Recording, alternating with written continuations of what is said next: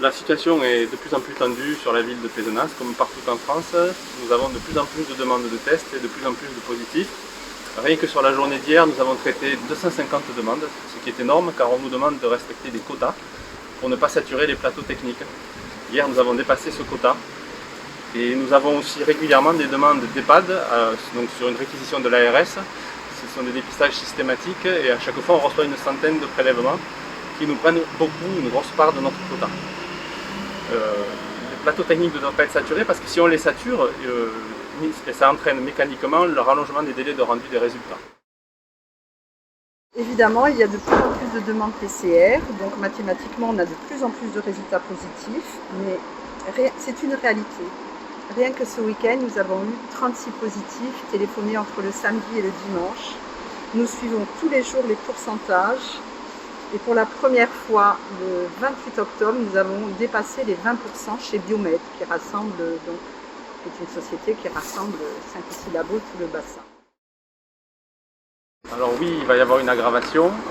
L'effet du confinement ne peut se ressentir que 10 à 15 jours après sa mise en place. Et malheureusement, je pense que les vacances de la Toussaint vont prolonger cette période d'aggravation, puisque les gens se sont vus en famille et se sont contaminés. Donc je pense qu'on arrivera à peu près au pic et aux effets bénéfiques du confinement uniquement à partir de la mi-novembre, à peu près. Nous sommes ravis de la tribune que vous nous donnez parce qu'il faut sans arrêt faire de la pédagogie, respecter le confinement, les gestes barrières, le lavage des mains fréquent, le port du masque correctement placé et surtout protéger les personnes fragiles.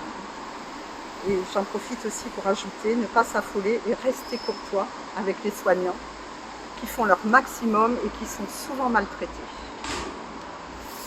On va peut-être dire un petit mot sur les tests antigéniques, puisque les consignes de la Haute Autorité de Santé sont strictes là-dessus. Ils nous ont autorisé à utiliser les tests antigéniques pour un petit peu libérer les laboratoires de ce surcroît de travail. Mais les consignes sont très strictes, c'est uniquement pour les personnes qui sont symptomatiques et les 4 premiers jours des symptômes. Il ne faut pas le faire sur des personnes âgées de plus de 65 ans ou des personnes fragiles. Ils doivent être utilisés juste pour détecter les positifs le plus rapidement possible. Ensuite, on doit faire un contrôle avec une PCR qui reste la méthode de référence. Et juste un dernier mot sur ces tests, leur sensibilité est très insuffisante. Un positif est un vrai positif, mais un négatif n'est pas certain d'être négatif. C'est en isolant les malades et en respectant le confinement qu'on arrivera à passer ce pic, on espère.